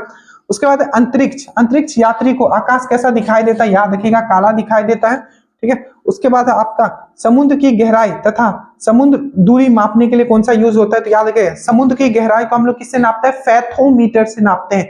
यहाँ फैथोम लिखा हुआ है, फैथोमीटर से। और दूरी किससे नापते हैं? समुद्र में अगर हम लोग जहाज चला रहे हैं, ऐसे तो रोड पे बाइक चलाएंगे तो किलोमीटर में देखते हैं, बट अगर समुद्र में जा रहे हैं तो उसको हम लोग नॉटिकल माइल बोलते हैं। और 1 नॉटिकल माइल इक्वल टू होता है 1.8 किलोमीटर होता है, याद रखिएगा। ठीक है, उसके बाद आते हैं कि ये है आपका हाइड्रोलिक ब्रेक। देखो, हाइड्रोलिक ब्रेक जो होते हैं ना, ये किस पे काम करते हैं? तो याद रखिएगा, पास्कल के फिलोसफी पे काम करता है, पास्कल के नियम पे काम करता है। याद रखना, जब भी जो सी डेप्थ, जो गोताखोर होते हैं, जो पानी के अंदर जाते हैं, वो अपने जो सिलेंडर में कौन सा गैस ले जाते हैं? तो हीलियम एंड ऑक्सीजन को मिक्स करके ले जाते हैं। सोल्डरिंग, जो सोल्डरिंग करते हैं ना, सोल्डरिंग, उसमें कौन सा गैस यूज किया जाता है सोल्डरिंग करने के लिए? तो ऑक्सीजन एंड एसिटिलीन का यूज किया जाता है। कुछ कुछ चीज है जो मैं बता दे रहा हूँ, ठीक है, जो बार बार एग्जाम में पूछा जाता है। ठीक है, याद रखिएगा, जो भी क्वेश्चंस बता रहा हूं ये डायरेक्टली आपके एग्जाम में छपेंगे, चाहे आप कोई भी एग्जाम देने वाले हो। ठीक है, चलिए आ जाइए आप यहाँ। उसके बाद प्रकाश का रंग निश्चित किया जाता है, मैंने बता दिया, यहां तक सब हो गया। दीर्घदृष्टि हो गया, इलेक्ट्रॉन वोल्टा हो गया आपका, अपवर्तांक सबसे ज्यादा होता है, समुद्र की गहराई फेथोमीटर से नापा जाता है। हाइड्रोलिक ब्रेक के बारे में हम बात करें, विद्युत बल्ब का जो फिलामेंट बना होता है किससे बना होता है? टंगस्टन से बना होता है। टंगस्टन का क्या है, W से हम लोग डिनोट करते हैं। इसका एटॉमिक नंबर क्या है, देखो ये सब जैसे मेरे टंग पे है, आपके भी टंग पे होना चाहिए। नहीं पता वहां क्या पूछ लिया जाएगा, क्योंकि टंगस्टन का बार बार पूछ रहा है, ये फिलामेंट में यूज करता है, तो सिंपल सी बात अगला बार पूछ लेगा इसका एटॉमिक नंबर क्या है या उसका सिंबल क्या है, तो इस तरीके से पढ़ना है, ठीक है। उसके बाद याद रखना हीटर, हीटर में जो आपको यूज किया जाता है क्या होता है, तो निक्रोम होता है, निक्रोम ये मिक्सचर है, ठीक है। तो निक्रोम का तार बनाया जाता है। फ्यूज तार, फ्यूज जो होता है किससे, तो लीड एंड टीन, फ्यूज जो होता है किससे, फ्यूज वायर बनता था, आजकल नहीं यूज होता। आजकल क्या यूज होता है, एमसीबी, मिनिएचर सर्किट ब्रेकर बोलते हैं ना, एमसीबी लगाया हो तो वो यूज होता है। तो प्रतिरोध, अब यहां पूछा गया कि सबसे पहले तो ये एक क्लियर करो कि फ्यूज तार किससे बना होता है, तो लीड एंड टीन से बना होता है। और एक पूछा जाता है आपका बेल मेटल, बेल जो बनता है, ठीक है, बेल वो किससे बना होता है, तो कॉपर एंड टिन, ये दोनों याद रखोगे। अगर आपको पूछेगा बेल मेटल तो याद रखिएगा बेल धातु जो बना होता है वो कॉपर एंड टिन से बना होता है, और अगर आपका फ्यूज का टायर जो बना होता है वो लीड एंड टिन से बना होता है। और याद रखिएगा इसका प्रॉपर्टी क्या होता है, इसका प्रॉपर्टी होता है कि जो इसका रेजिस्टेंस होगा, प्रतिरोध होगा वो बहुत ज्यादा होगा, मतलब इसका गलनांक बिंदु होगा वो बहुत कम होगा। तो यही लिखा हुआ है, प्रतिरोध उच्च होगा बट इसका गलनांक क्या होगा, निम्न होगा। ये चीज याद रखिएगा, बहुत इंपॉर्टेंट है आपका, ठीक है। चलिए समझ में आ रहा है, आगे चलते हैं हम लोग। देखिए उसके बाद हम लोग बात करते हैं कि कमरे, ठीक है, जो कमरे में रखे रेफ्रिजरेटर का दरवाजा खोल दिया जाएगा तो पूरा रेफ्री गर्म ही हो जाएगा, गर्म होगा, ठीक है। इसको एक्सप्लेन नहीं करेंगे, सिंपल याद है कि कमरे में रखा अगर रेफ्रिजरेटर है, आपका फ्रिज है, अगर उसको खोल दोगे तो आपका क्या होगा, वो जो है आपका वो गर्म हो जाएगा, और जो है गर्म हो जाएगा, ठीक है। दूध से क्रीम, दूध से अगर क्रीम निकाल लेते हो तो उसका घनत्व क्या हो जाएगा, बढ़ जाएगा। अब दो क्वेश्चन याद रखिएगा। सबसे पहले इसमें कौन सा बल लगता है, तो ये याद रखिए अपकेंद्रीय बल से हम लोग क्या निकालते हैं, क्रीम निकालते हैं। अब अपकेंद्रीय बल से दो क्वेश्चन पूछा गया था। पहला जो हमारा वॉशिंग मशीन है वो किस फेनोमेना पे काम करता है, तो सेंट्रीफ्यूगल फोर्स, अपकेंद्रीय बल पे काम करता है। हम लोग जो कपड़ा सुखाते हैं वो किस बल पे काम करता है, तो अपकेंद्रीय बल पे काम करता है, याद रखिएगा, ठीक है। तो ये दोनों आप लोग याद रखोगे। उसके बाद है आपको अगर इको सुनना है, जिसको हम लोग बोलते हैं प्रतिध्वनि, अगर आपको सुनना है तो एटलीस्ट कितना दूर अगर आपको रहना पड़ेगा आपके ऑब्जेक्ट से, तो याद रखिएगा 16.5 दिया होगा या 17 मीटर आपको दिया होगा, ये चीज आप याद रखोगे, ठीक है। कान पर ध्वनि का प्रभाव रहता है, कितने देर तक रहता है, तो 1/10 सेकंड तक रहता है। और एक चीज याद रखिए, एक क्वेश्चन 1/10 से मुझे याद आ गया, पूछा जाता है जो हम लोग आइस जो होता है ना, जो बर्फ नहीं, जो आइस मतलब जो समुद्र में तैरने वाले जो आइस होता है, अंटार्कटिका वाला, ठीक है, तो उसका कितना भाग पानी के ऊपर तैरता है, तो याद रखिएगा 1/10वां भाग ही तैरता है, याद रखिएगा, मतलब 0.1 भाग, ठीक है। और सेकंड कितने देर तक हमारा जो कोई भी जो ध्वनि सुनते हैं उसका कितने देर तक असर रहता है कान पे, तो 1/10 से। याद रखिएगा ये भी बहुत इंपॉर्टेंट क्वेश्चन है कि आपका भौगोलिक, ठीक है, भौगोलिक और आपका चुंबकीय अक्ष जिसको बोलते हैं ज्योग्राफिकल, एंड आपका मैग्नेटिकल एक्सिस के बीच में जो एंगल है, ठीक है, अर्थ का, वो कितने डिग्री का, 18 डिग्री, प्लीज याद रखिएगा, बहुत इंपॉर्टेंट है ये, ठीक है। उसके बाद है अस्थायी और अस्थायी चुंबक बनाने में यूज किया जाता है। तो देखिए आपको अगर मैं बोलूं कि अस्थायी मतलब जो अगर इलेक्ट्रोमैग्नेट अगर आपको बनाना है, ठीक है, मतलब क्या हुआ आपका नॉन परमानेंट है। सिंपल आपको एक क्वेश्चन पूछा जाता है कि आपको विद्युत चुंबकीय बनाने में कौन सा यूज होता है, तो नरम लोहा होता है। और अगर परमानेंट मैग्नेट बनाना है तो इस्पात यूज होता है, याद रखिएगा, ठीक है। कपड़ा को सुखाने की मशीन तथा दूध की मक्खन निकालने की मशीन किस पे काम करती है, तो अपकेंद्रीय बल के सिद्धांत पे काम करती है। और याद रखिएगा आपका जो वॉशिंग मशीन है वो भी उसी पे काम करता है। लालटेन की बत्ती के तेल का ऊपर चढ़ना, ठीक है। उसके बाद है प्लॉटिंग पेपर का स्याही सूखना, ये किस पे काम करती है, तो ये कोशिका क्रिया पे। और याद रखिएगा कोशिका क्रिया पे एक चीज, जैसे कि हमने आपको बताया कि जो आपका बॉल पेन होता है वो पृष्ठ तनाव के सिद्धांत पे काम करता है, ठीक है, मतलब आपका सरफेस टेंशन के फिनोमिना पे काम करता है बॉल पेन। वही अगर मैं फाउंटेन पेन बोलूं, स्याही वाला पेन, वो किस फिनोमिना पे काम करता है, तो आपको याद रखना है कैपिलरिटी एक्शन पे काम करता है।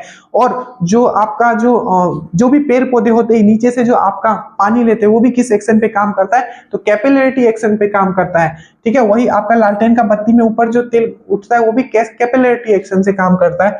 और आपका प्लॉटिंग पेपर जो पानी चूस लेता है तो वो किस पे काम करता है, तो वो भी आपका कोशिका सिद्धांत पे काम करता है। हीरे का चमकना, ठीक है, और आपका जो मृग बोलते हैं ना कि डेजर्ट में मृग मरीचिका बनती है जिसको हम लोग बोलते हैं मिराज बोलते हैं, ठीक है। तो एक कौन से फेनोमेना पे काम करता है, तो टोटल इंटरनल रिफ्लेक्शन पे। याद रखिएगा यहाँ हीरा दिया हुआ, हीरा से बहुत सारे क्वेश्चन पूछा, सबसे पहले पूछा जाता है इसका रिफ्रैक्टिव इंडेक्स कितना है, तो याद रखोगे 2.4 है, ठीक है। कितना है आपका 2.42 होता है। और यही इसका आंतरिक मतलब क्रिटिकल एंगल बोलते हैं, आंतरिक कोण जो बोला जाता है क्रिटिकल एंगल, ठीक है। तो इसका क्रिटिकल एंगल कितना है, तो 24.6 है, याद रखिएगा। और हीरा क्या है, प्योरेस्ट फॉर्म है, याद रखिएगा। डायमंड जो है आपका प्योरेस्ट फॉर्म है आपका कार्बन का है, ये भी चीज आप याद रखिएगा। बाकी एक चीज याद रखिएगा, यहाँ डिफरेंस कर लो। अगर आपको बोलेगा, ठीक है, कि जो आपका इंडोस्कोपी आपने पढ़ा होगा, इंडोस्कोपी किस पे काम करता है, तो वो भी टोटल इंटरनल रिफ्लेक्शन पे काम करता है, ठीक है। बट पेरिस्कोप, ठीक है, एक होता है इंडोस्कोप जो मेडिकल साइंस में यूज किया जाता है, तो वो किस पे काम करता है, टोटल इंटरनल रिफ्लेक्शन पे। बट अगर आपको बोले कि पेरिस्कोप, पेरिस्कोप क्या होता है आपका, जो समुद्र में यूज किया जाता है बाहर के लोगों को देखने के लिए, सबमरीन नीचे लगा होता है, ठीक है। तो उसमें कौन सा काम करता है, उसमें सिंपल रिफ्लेक्शन, ठीक है, प्रवर्तन आपको याद रखना है, उसमें किया जाता है, ठीक है, याद रखना। तो ये हो गया, ये हो गया। पानी के अंदर हवा का बुलबुला, ये बहुत बार क्वेश्चन रिपीट हुआ है, कॉनकेव लेंस के जैसे काम करता है, याद रखिएगा। पानी के अंदर हवा का बुलबुला कार्य करता है, अवतल लेंस के जैसे काम करता है, याद रखिएगा। कार्बन, सिलिकॉन, जर्मेनियम उदाहरण है, तो ये अर्धचालक का उदाहरण है। अब दो चीज समझ लो, एक होता है चालक, एक होता है अर्धचालक, ठीक है। अगर मैं बोलूं कि टेम्परेचर, ताप अगर बढ़ा दिया जाए तो जो आपका प्रतिरोध है चालक में बढ़ जाएगा, याद रखना, ठीक है। वही अर्धचालक में घट जाएगा। तो जब भी टेम्परेचर बढ़ाओगे तो चालक में बढ़ जाएगा, और आपका जो अर्धचालक है, सेमीकंडक्टर है, उसमें आपका प्रतिरोध घट जाएगा। याद रखना, बहुत इंपॉर्टेंट है। चालक में प्रतिरोध बढ़ जाता है और अर्धचालक में प्रतिरोध घट जाता है टेम्परेचर बढ़ाने से। मैं बाद में कभी समझाऊंगा इससे क्या क्या किस किस तरीके से होता है। त्वरित चालक बनाया जाता है, याद रखना, कॉपर से बनाया जाता है, ये बहुत इंपॉर्टेंट है। और याद रखना, बेंजामिन फ्रैंकलिन के बारे में आपको पता होगा, जो इलेक्ट्रिसिटी का डिस्कवर किसने किया था, तो बेंजामिन फ्रैंकलिन ने किया था। चुंबक को स्वतंत्र रूप से अगर मैं छोड़ दूं, कोई मैग्नेट को स्वतंत्र रूप से अगर मैं छोड़ दूं, तो वो कैसा, ठीक है, किस तरीके से अलाइन करेगा, तो याद रखिएगा नॉर्थ एंड साउथ में अपने आप को अलाइन कर लेगा, ठीक है। तो उत्तर और दक्षिण में। अब देखो मैग्नेट का मैंने बात किया ना, मैग्नेट का, अब याद रखना है, क्वेश्चन पूछा गया था और ये याद रखना इस टाइप के क्वेश्चन, ठीक है, कि क्यूरी टेम्परेचर क्या होता है, तो याद रखेगा क्यूरी टेम्परेचर वो टेम्परेचर होता है, वो ताप होता है कि अगर वो ताप अगर किसी भी मैग्नेट को दे दिया जाए तो वो अपना मैग्नेटिक प्रॉपर्टी परमानेंटली खत्म कर देगा। याद रखना, उस टेम्परेचर को हम लोग क्या बोलते हैं, क्यूरी टेम्परेचर बोलते हैं। ऐसा टेम्परेचर जिस टेम्परेचर पे मैग्नेटिक प्रॉपर्टी किसी भी मैग्नेट का परमानेंट फिनिश हो जाएगा, उसको क्यूरी टेम्परेचर बोलते हैं। यहां आ जाइए, चुंबकत्व समाप्त हो सकता है, एक तो मैंने क्यूरी टेम्परेचर बोला, बाकी हथौड़ा से पीटने पर, गर्म करने पर भी ये समाप्त हो जाता है, ठीक है। परमाणु बम तथा हाइड्रोजन बम, मैंने आपको बताया था, परमाणु मतलब एटॉम बम, और आपका हाइड्रोजन बम मतलब हाइड्रोजन बम हिंदी में, इंग्लिश में भी, ठीक है। एटॉम बम जो बेस्ड होता है, ये हमेशा होता है आपका कंट्रोल्ड, ठीक है, न्यूक्लियर फ्यूजन मतलब विखंडन पे होता है, और आपका हाइड्रोजन कंट्रोल, ठीक है, न्यूक्लियर फ्यूजन मतलब संलयन पे। तो याद रखिएगा, परमाणु बम, एटॉम बम और आपका हाइड्रोजन बम, ठीक है। तो ये है आपका नाभिकीय विखंडन। कंट्रोल्ड यहाँ लगना चाहिए, ठीक है, यहाँ कंट्रोल नहीं लगा हुआ है, कंट्रोल होगा। आजकल ऑप्शन अपडेट करके दिया जा रहा है, तो कंट्रोल नाभिकीय विखंडन और कंट्रोल नाभिकीय संलयन, ठीक है। और मैं अगर बोलूं कि हाइड्रोजन बम का डिस्कवर किसने किया था, तो एडवर्ड टेलर ने किया था। और दो नाम जुड़ा हुआ है आपका एटम बम से, मैंने आपको क्या बताया था, ओटो हॉर्न ने इसका डिस्कवर किया था, ठीक है। पर इसका विकास किसने किया था एटम बम का, तो ओपेनहेयर ने। तो ओटो हॉर्न और ओपेनहेयर दोनों नाम याद रखना, कोई ऑप्शन में एक होगा एटम बम आएगा, तो ठीक है। और याद रखिएगा, जापान पे कौन सा बम गिराया था, हाइड्रोजन या एटम, जल्दी आप कमेंट करोगे, ठीक है। चलिए, जीव के अवशेषों के, ठीक है, आयु का पता। देखो दो चीज आपको याद रखना, एक याद रखना आपको कार्बन डेटिंग, ठीक है, और एक याद रखना आपका यूरेनियम डेटिंग। कार्बन डेटिंग जितने भी जीवाश्म है उसका एज पता लगाने के लिए होता है, और जो आपका यूरेनियम डेटिंग है निर्जीव चीजों का, निर्जीव जैसे पत्थर हो गया, अर्थ का अगर एज पता करना है तो आप क्या करोगे, कार्बन डेटिंग से नहीं, यूरेनियम डेटिंग से आप पता लगाओगे, ठीक है। तो देखिए, जीवों के अवशेषों का आयु का पता लगाया जाता है आपका कार्बन डेटिंग से, और आपको पुराने चट्टानों तथा निर्जीव पदार्थों आदि को आयु की जाती है आपके यूरेनियम डेटिंग से, ठीक है, याद रखिएगा। अब यहां आ जाइए, नाभिकीय रिएक्टर में होने वाले अभिक्रिया नियंत्रण किए जाते हैं। देखो, जब भी हम लोग न्यूक्लियर रिएक्टर का बात करेंगे, सबसे पहले आप बात करोगे नियंत्रक के बारे में, बात जिसमें नियंत्रक क्षार के बारे में बात करोगे, तो आपका आएगा बोरोन एंड कैडमियम का क्षार, ये हो गया।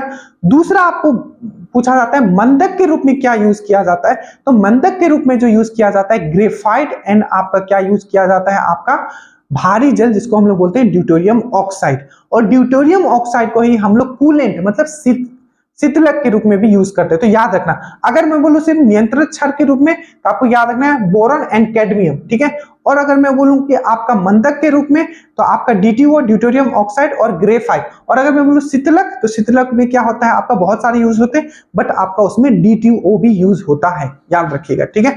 तो नाभिक रिएक्टर के नियंत्रक के रूप में हो गया आपका बोरॉन एंड कैडमियम, हमने यहाँ बता दिया। पहाड़ों पर खाना देर से पकता है, बहुत डिटेल में मैंने आपको समझाया कि जैसे जैसे ऊपर जाओगे एटमॉस्फेरिक प्रेशर क्या हो जाएगा, कम हो जाएगा, प्रेशर कम हो जाएगा तो आपका क्या हो जाएगा, पानी जल्दी उबलने लगेगा और खाना आपका देर से बनेगा। यही चीज आपको बताया हुआ, क्योंकि वायुमंडल दाब कम होने से जल का क्वथनांक क्या हो जाता है, घट जाता है। जैसे जैसे ऊपर जाओगे बॉइलिंग पॉइंट आपका घटता जाएगा, क्यों, क्योंकि जो आपका क्वथनांक जो होता है, किसी भी जल का क्वथनांक बिंदु जो होता है और आपका एटमॉस्फेरिक प्रेशर होता है, वो क्या होता है, साथ में काम करता है। अगर एटमॉस्फेरिक प्रेशर बढ़ेगा, ठीक है, वायुमंडल दाब बढ़ेगा, तो आपका क्वथनांक बिंदु भी साथ में बढ़ेगा, ठीक है, याद रखिएगा। एकदम हर चीज आपको पढ़ाया गया, कुछ ऐसा चीज नहीं, ये तो बेसिक चीजें हैं, ठीक है। आपको तो बोटनी तक करवा दिया गया है, तो और क्या आपको प्रॉब्लम होना चाहिए, कोई प्रॉब्लम नहीं है आपको, ठीक है। चलिए उसके बाद आते हैं जीवों के आसम, ये सब हो गया, नाभिकीय रिएक्टर हो गया, पहाड़ों पर खाना बनाना हो गया, ठीक है। उसके बाद हम लोग बात करते हैं जो एक्सरे है, ठीक है। जो एक्सरे का डिस्कवर किसने किया था, तो याद रखिएगा रोंटेजेन ने किया था 1895 में। अब याद रखो, अगर आपको बोले कि अल्फा रेज और बीटा रेज, इसका डिस्कवर किसने किया था, तो आपको याद रखना है इसका डिस्कवर किसने किया था, आपको याद रखना है रदरफोर्ड ने। रेस का मैं बात, रेडियो एक्टिविटी का जो डिस्कवर किया था वो बैकुरेल ने किया था, पर अल्फा और बीटा रेस का किसने किया था, रदरफोर्ड ने किया था। और एक क्वेश्चन पूछा गया था कि गामा रे का डिस्कवर किसने किया था, तो विलार्ड ने किया था, याद रखिएगा। और थोड़ा सा अगर मैं इसको ये करूं, जो क्वेश्चन पूछा गया था जो आपको फंसाएगा, अल्फा और बीटा रेस जो है, याद रखिएगा ये विद्युत चुंबकीय तरंग नहीं है, ये सिर्फ एक रेज है, किरणें हैं। बट जो गामा रेज है ये क्या है, ये एक विद्युत चुंबकीय तरंग है, याद रखना, बहुत इंपॉर्टेंट बात है, ठीक है। कैंसर का इलाज में प्रयोग किया जाता है, आपको पता है कोबाल्ट 60, और कोबाल्ट 60 आपका विटामिन B12 में मिलता है, और विटामिन B12 एनीमिया को ठीक करने में भी बहुत सहायक होता है। साबुन का बुलबुला रंगीन, दो क्वेश्चन यहाँ से बीपीएससी में पूछा गया था। एक तो याद रखना, जो पानी के ऊपर हम लोग तेल डाल देते हैं तो क्या दिखता है, बहुत रंगीला दिखता है, क्यों, क्योंकि व्यतिकरण के कारण, जिसको हम लोग बोलते हैं इंटरफेरेंस के कारण। दूसरा याद रखोगे, साबुन का बुलबुला रंगीन दिखता है, साबुन का बुलबुला रंगीन दिखता है, पानी के ऊपर तेल डालने से रंगीन दिखता है, दोनों का याद रखोगे व्यतिकरण। ये सब स्पेशल क्वेश्चंस है, ठीक है, बाकी आपने पढ़ा होगा जो मैंने डिटेल में पढ़ा है। बादल वायुमंडल में क्यों तैरता है, क्योंकि उसके कम घनत्व के कारण, ठीक है, याद रखिएगा। बादलों की दिशा या गति मापने में बहुत इंपॉर्टेंट है, ये होता है बादलों का गति, ठीक है, और दिशा नाप, गति, दिशा या गति मापने में क्या, नेफोस्कोप यूज किया जाता है, क्या यूज करता है, नेफोस्कोप यूज किया जाता है, ठीक है, याद रखिएगा। और मैंने करवाया था विंड वैन, ठीक है, विंड का कितना इंटेंसिटी है, ठीक है, कितना तेज वो बह रहा है, वो तो आप एनोमीटर से नाप लोगे, पर वो किस डायरेक्शन में बह रहा है वो किससे नापोगे, विंड वैन से नापोगे, वो भी चीज आपको याद करके रखना है। यदि लोलक की लंबाई 4 गुनी कर दी जाए तो लोलक झूलने का समय कितना हो जाएगा, दुगना हो जाएगा। मैंने अभी इसका फॉर्मूला मैंने आपको करवाया था, ये क्या होता है, प्लीज इसको अच्छे से याद रखना। टाइम पीरियड इक्वल टू होता है 2 पाई रूट L बाई जी, ठीक है, याद रखना। 2-3 क्वेश्चन यहां से आपके बनते हैं। किसी सरल लोलक की लंबाई 4% इंक्रीज कर दिया, मान लो इसका 4% यहाँ इंक्रीज करेगा, तो एग्जैक्टली उसका टाइम कितना इंक्रीज होगा, क्योंकि ये क्या हो जाएगा, रूट के अंदर आएगा, तो ये क्या होगा, 2% बढ़ जाएगा, याद रखिएगा, ठीक है। स्प्रिंग को अपनी सामान्य लंबाई पर आप वापस लौटने के लिए जो बल लगाया जाता है, प्रत्यास्थता बल बोला जाता है, इलास्टिसिटी, याद रखिएगा, ठीक है, उसको वापस आने के लिए। जब एक गैस के पात्र में दाब, देखो जब भी कोई एक गैस लेते हो, ठीक है, जब भी कोई गैस लेते हो, उसमें अगर आप उसका प्रेशर उस पर इंक्रीज करोगे तो क्या उसका द्रव्यमान चेंज होगा, जी कभी चेंज नहीं होगा, द्रव्यमान प्रेशर पे डिपेंड नहीं करेगा, तो उसका द्रव्यमान याद रखिए अपरिवर्तित रहता है, प्रेशर पे उसका द्रव्यमान गैस का डिपेंड नहीं करेगा, सिंपल याद रखना, ठीक है। क्रायोजेनिक इंजन कहाँ यूज किया जाता है, तो रॉकेट में यूज किया जाता है, याद रखिएगा। पानी से भरे गिलास में, ठीक है, पानी से भरे गिलास में अगर एक बर्फ तैर रहा है, ठीक है, और बर्फ पूरा उसमें क्या हो गया, पिघल गया, तो पानी से में क्या होगा, पानी का जो मात्रा है क्या होगा, वो समान रहेगा, याद रखिएगा। यहाँ पानी और क्या का बात कर रहा है, आइस का बात कर रहा है, ये चीजें चेंज भी होती है, ठीक है, अगर लिक्विड चेंज हो जाएगा, ठीक है, बट यहाँ पानी है और आइस है तो दोनों समान रहेगा उसका खत्म होने के बाद भी, अगर वो पिघल भी जाता है पूरा तो, ठीक है। उसके बाद है लॉ ऑफ फ्लोटिंग। मैंने आपको बताया था आर्किमिडीज प्रिंसिपल के बारे में बताया था क्या, कि अगर बोला जाता है ना, अगर कोई भी वस्तु अगर पानी में डुबाया जाता है तो क्या होता है, उसमें कुछ अमाउंट ऑफ पानी बाहर आ जाता है, ठीक है। ये किसने थ्योरी दिया था, तो ये आर्किमिडीज के द्वारा ही दिया गया था, याद रखिएगा। लॉ ऑफ फ्लोटिंग के बारे में आपने पढ़ा होगा। इसीलिए क्या होता है कि आपको जो मोटा आदमी होता है उसको तैरना इजी होता है पानी में, ठीक है। चलिए अब यहां आ जाइए, देखिए उसके बाद है बालों की दिशा, ठीक है। बादलों की दिशा, ये मैंने आपको बता दिया कि बादलों की दिशा और गति नापने में क्या प्रयोग किया जाता है, ठीक है, आपको याद रखना है कि बादलों की दिशा या गति मापने में लेफोस्कोप यूज किया जाता है, आपको याद रखना है, ठीक है। उसके बाद हो गया लोलक बला, मैंने आपको बता दिया, ये भी बता दिया किसी सरल लोलक की, ये बता दिया। स्प्रिंग को अपनी सामान्य लंबाई में वापस प्रत्यानता बल हो गया जब एक गैस को पात्र में, तो याद रखिएगा जो गैस का जो द्रव्यमान है वो प्रेशर पे डिपेंड नहीं करता, तो कोई चेंजेस इसमें आपको नहीं दिखेंगे, ठीक है। उसके बाद आते हैं क्रायोजेनिक इंजन, रॉकेट टेक्नोलॉजी में यूज होता है। पानी से भरा गिलास, ठीक है, बर्फ का एक टुकड़ा तैर रहा है, यदि बर्फ का टुकड़ा पूरी पिघल जाएगा तो क्या होगा, पानी का मात्रा अपरिवर्तित रहेगा, मतलब कोई भी चेंज नहीं होगा। लॉ ऑफ फ्लोटिंग किसने दिया है, तो आर्किमिडीज ने दिया है, याद रखिएगा।